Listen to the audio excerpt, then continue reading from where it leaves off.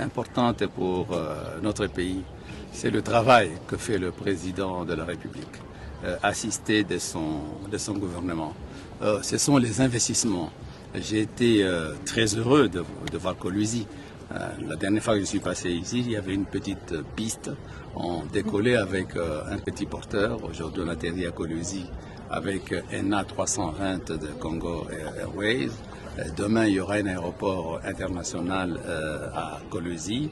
J'ai visité avec le président de la République hier la centrale qui est en train d'être construite à Boussanga.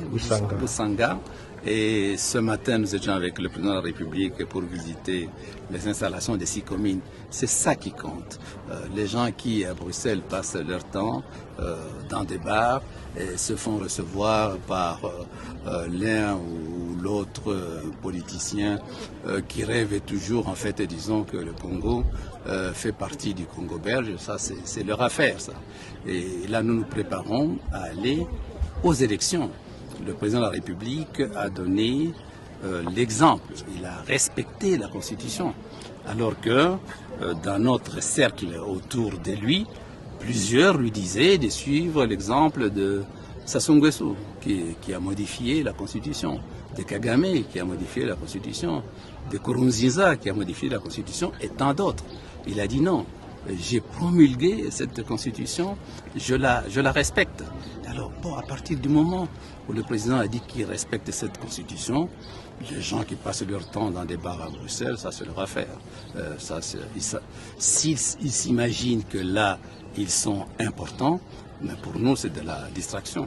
Et s'ils ont ici, dans l'ex-Katanga, des gens qui s'imaginent qu'ils constituent le salut, bon, ok. Ils peuvent toujours continuer à rêver. Mais on ne peut pas rêver toute la nuit. J'avais répondu à une interview de La Voix de l'Amérique avant que M. Bemba arrive ici. Et La Voix de l'Amérique m'a dit tiens, M. Bemba vient et il va se présenter aux élections présidentielles. Et j'ai répondu à La Voix de l'Amérique que je suis ministre de la Justice, donc je n'ai pas à donner mon point de vue sur la place publique. Mais j'ai signalé très clairement à La Voix de l'Amérique que notre Constitution était très très claire. Elle pose 4 conditions pour se présenter aux élections présidentielles. Il faut être congolais d'origine, il faut avoir un âge minimum de 30 ans, il faut avoir tous les droits civiques et politiques, et il faut ne pas se trouver dans un cas d'inéligibilité prévu par la loi électorale. Et la loi électorale, en son article 10, prévoit un certain nombre de cas d'inéligibilité. Et j'ai dit à cette époque-là, à La Voix de l'Amérique, avant que M.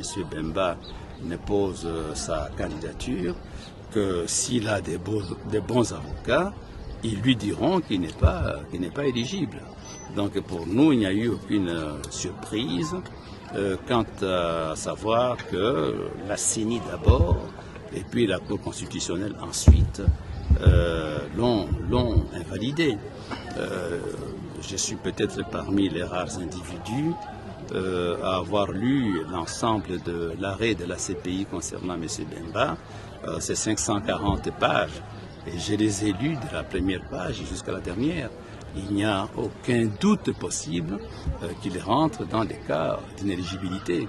Et quand j'apprends maintenant que des gens qui s'agitent à Bruxelles ont dit qu'ils vont saisir la Cour pénale pour une interprétation, je dis c'est la foutaise absolue.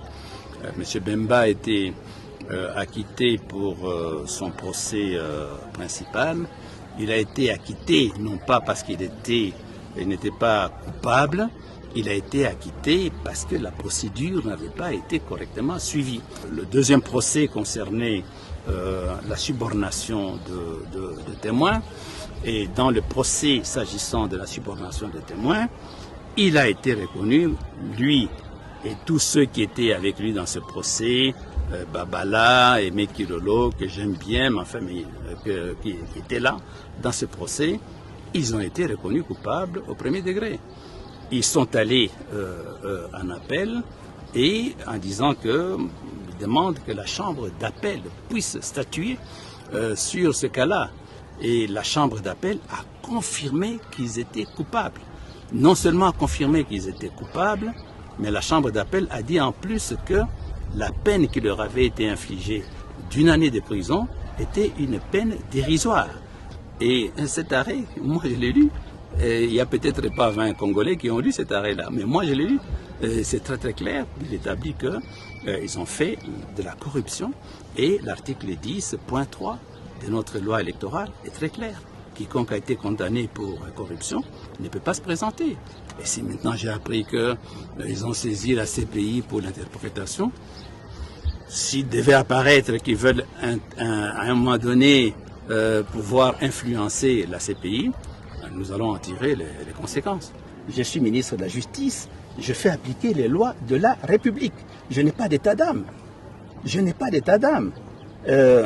Si je dois faire appliquer une loi sur la nationalité, je la fais appliquer. Le président de la République a donné l'exemple. Il respecte la Constitution. Tout le monde a dit Kabila doit respecter la Constitution. Kabila a respecté cette Constitution. Il l'a respecté puisqu'il ne s'est pas présenté. Mais la même Constitution dit à son article 10 que la nationalité congolaise est une et exclusive. Et cette disposition n'a pas été faite pour Moïse Katumbi ou tous ces gens qui se baladent à Bruxelles. Cette disposition existe depuis la constitution des Luluabo.